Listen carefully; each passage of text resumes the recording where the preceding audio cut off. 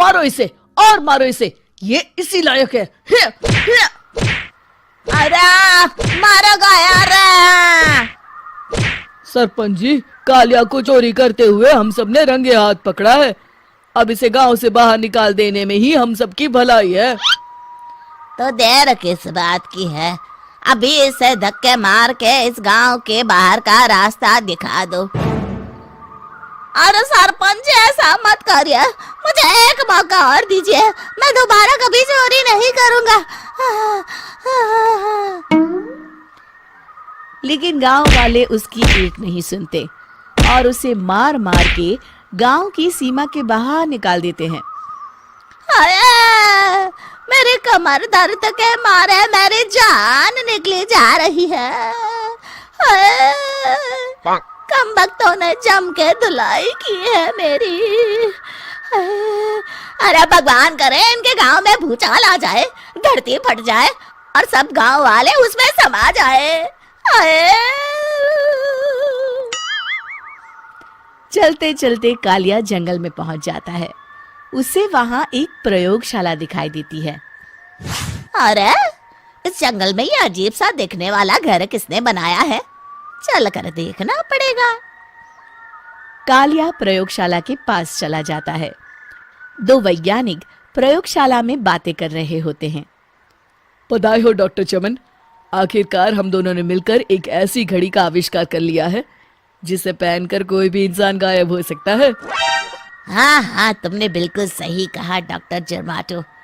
अब कल सुबह ही हम इस जंगल से निकल जाएंगे, लेकिन उससे पहले आज रात के खाने का बंदोबस्त करते हैं। हाँ हाँ, मुझे तो बड़ी जोरों से भूख लगी है, चलो चलते हैं।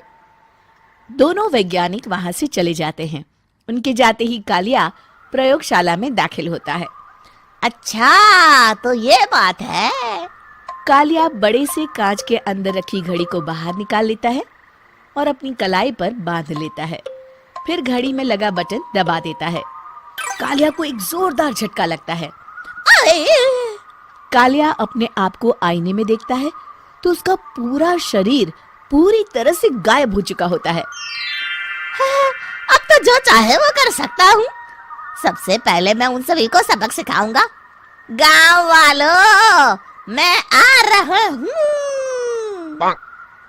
कालिया गांव की ओर चल पड़ता है। थोड़ी देर के बाद दोनों वैज्ञानिक वहां आते हैं। अरे ये क्या, लगता है कोई हमारी घड़ी चुरा कर ले गया है। ये देखो पैरों के निशान। अब क्या होगा, अगर वो घड़ी किसी गलत हाथों में पड़ गई तो अनर्थ हो जाएगा। तुम चिंता मत करो, हमारी घड़ी में जो बैटरी लगी है ना, वो सिर्फ 24 घंटे चलेगी। उसके बाद वो घड़ी काम करना बंद कर देगी। उधर दूसरी तरफ गांव में सरपंच अपने घर में सो रहा होता है। तभी एक आहट से उसकी नींद खुल जाती है। अरे कौन है वहाँ?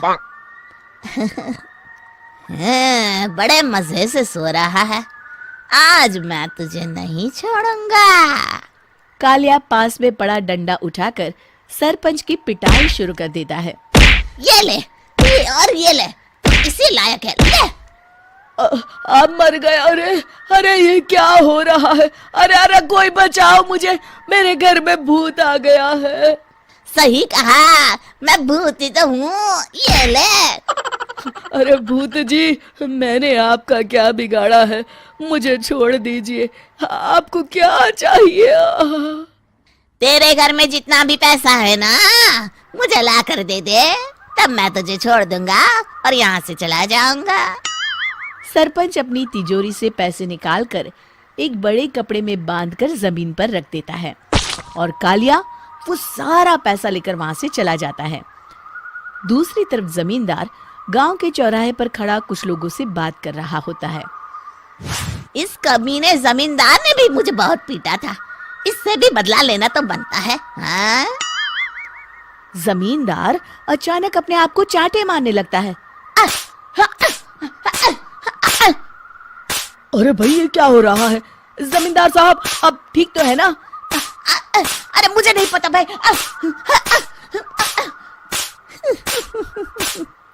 अरे मर गए रे, ये तो पक्का किसी भूत प्रेत का काम है।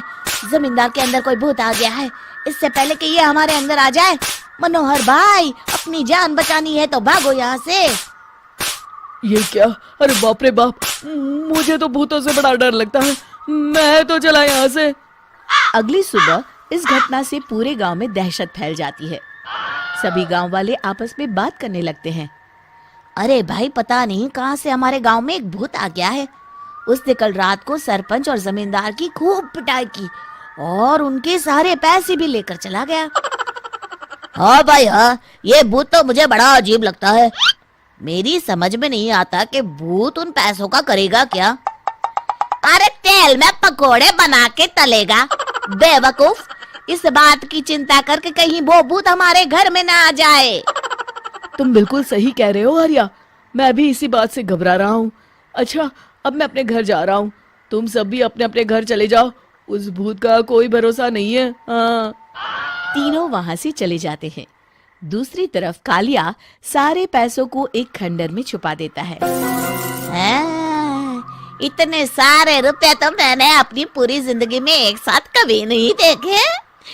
इस तरह कुछ दिनों में मैं अमीर बन जाऊंगा। आज मैं उस मोटे बब्बन को अपना शिकार बनाऊंगा।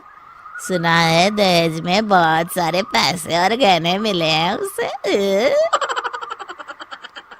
रात होते ही कालिया बब्बन के घर में घुस जाता है। हाँ, मिल गई तिजोरी। अब जल्दी से इसे खोलकर सारे पैसे निकाल लेता हूँ। अरे खुल जा, खुल जा। खुल गई। कालिया पैसे थैले में भर ही रहा था कि तभी बब्बन उसके बगल में आकर खड़ा हो जाता है। भाई क्या कर रहा है? हाँ? अरे हट। अरे तेरी इतनी हिम्मत, मैं तेरे सामने खड़ा हूँ और तू फिर भी मेरी तिजोरी से पैसे चुरा रहा है। अरे मैं तो गायब हूँ, तू मुझे कैसे देख रहा है? कालिया अपनी घड़ी को देखता है। अरे इसे क्या हो गया है? हाय, लगता है बैटरी खत्म हो गई। अच्छा, तो आज मैं तेरी बैटरी अच्छे से चार्ज कर देता हूँ। अरे भाग्यवान, जरा मेरा डंडा तो लाना। ये मोटा मुझे नहीं छोड़ेगा। अरे भागो। कालिया भागकर घर के बाहर जाता है। बाहर सभी गांव वाले हाथ में डंडा लिए खड़े होते हैं। अच्छा, तो तू वो भूत है? मुझे माफ कर दीजिए सरपंच जी, मैं आपके और जमींदार जी के सारे पैसे लौटा दूंगा और आज ही हमेशा के लिए ये गांव छोड़कर चला जाऊंगा। शिक्षा: बुराई ज्यादा दिन की मेहमान नहीं होती, एक दिन उसका अंत हो ही जाता है।